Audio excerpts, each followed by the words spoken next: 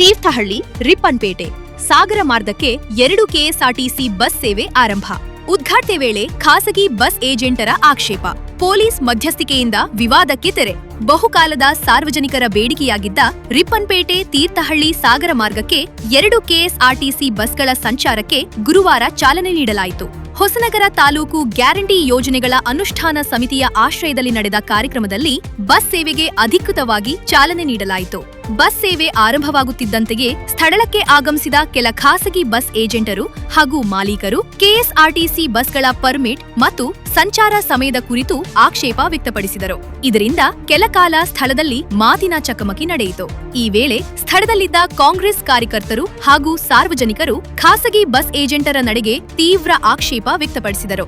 Guarantee ಸಮಿತಿ ಅಧ್ಯಕ್ಷ ಚಿದಂಬರಂ ಸೇರಿದಂತೆ ಹಲವು ಮುಖಂಡರು ಪರಿಸ್ಥಿತಿಯನ್ನು ಸಮಾಧಾನಪಡಿಸಲು ಪ್ರಯತ್ನಿಸಿದರೂ ಖಾಸಗಿ ಬಸ್ ಪ್ರತಿನಿಧಿಗಳು ತಮ್ಮ ವಾದವನ್ನು ಮುಂದುವರೆಸಿದರು. ವಿಷಯದ ಮಾಹಿತಿ ತಿಳಿದು ಸ್ಥಳಕ್ಕಾಗಮಿಸಿದ ರಿಪ್ಪನ್ಪೇಟೆ ಪೊಲೀಸ್ ಠಾಣೆಯ ಪಿಎಸ್ಐ ರಾಜು ರೆಡ್ಡಿ ಪರಿಸ್ಥಿತಿಯನ್ನು ನಿಯಂತ್ರಣಕ್ಕೆ ತಂದರು. ಬಳಿಕ 2 ಗುಂಪಿನ ಪ್ರತಿನಿಧಿಗಳನ್ನು ಠಾಣೆಗೆ ಕರೆಸಿ ಮಾತುಕತೆ ನಡೆಸಿದರು. ಕಾನೂನು ಮತ್ತು ಸಾರ್ವಜನಿಕ ಹಿತಾಸಕ್ತಿಯನ್ನು ಮನಗಂಡು ನಡೆದುಕೊಳ್ಳುವಂತೆ ಖಾಸಗಿ ಬಸ್ ಏಜೆಂಟರು ಹಾಗೂ ಮಾಲೀಕರಿಗೆ ಬುದ್ಧಿವಾದ ಹೇಳಿದ ನಂತರ ವಿವಾದಕ್ಕೆ ತೆರೆಬಿದ್ದಿತು.